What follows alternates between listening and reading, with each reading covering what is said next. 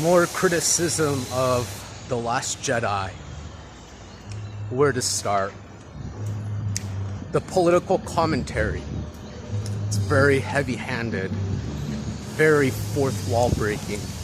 Now, George Lucas in Star Wars A New Hope, the original, that movie was sort of a allegory on the Vietnam War, but it was neatly tied into the story in such a way that you may not notice, and most kids don't notice that because they don't know about the Vietnam War. And then maybe later when studying in school, they go, oh, I see what George Lucas was doing there. Now, in The Last Jedi, Episode 8, character named Rose Tico, she monologues about modern day Western politics directly to the audience in such a way that it sounds like she's reading off Twitter some hot takes about how the rich people are evil. Why would you put this in a Star Wars movie? Okay, Lando was rich. He was a cool guy. And then about how selling weapons is so evil and animal cruelty is so bad. I'm like, okay, I don't want to see animals get hurt. I don't like animal cruelty, but why is this in a Star Wars movie? Oh, not just that, but they put God in Star Wars. They say Godspeed. Oh my god. Okay, so I'm done with talking about the politics of it. Now, the movie relies so heavily on knowledge of the original trilogy.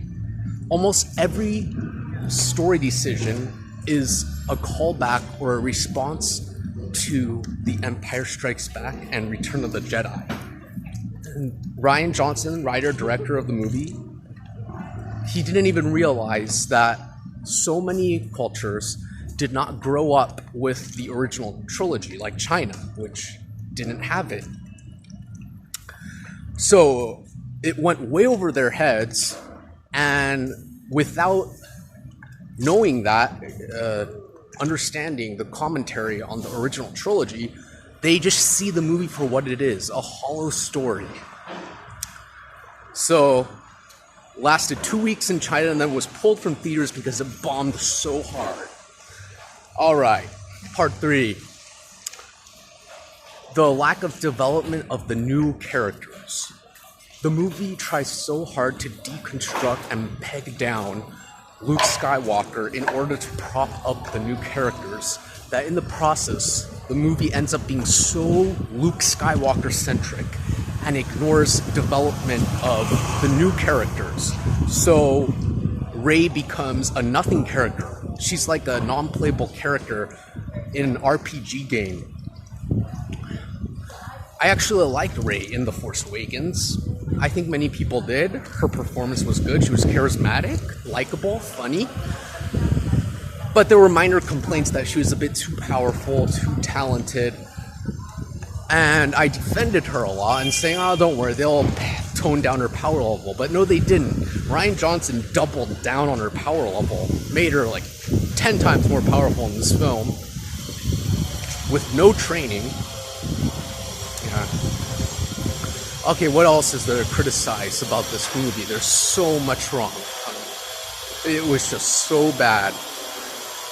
I can't even bring myself to rewatch it. Like, seriously, I can't rewatch the movie. I haven't in almost a year.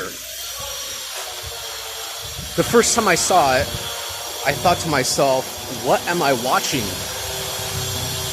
Maybe I just don't understand it. I guess it's just really good. No, it's just really that bad. Oh, tonal inconsistency. The movie is tonally dark and comedic at the same time. It's all over the place. The humor is forced. The jokes are so juvenile. One of the jokes is Luke Skywalker milking an alien's breasts. And the whole premise behind that joke is just, oh, haha, titties, boobs. Like a little teenager, like a 13 or 12-year-old joking about, ah, haha, titties. That's how juvenile the humor is. Okay, what else can I criticize? Um,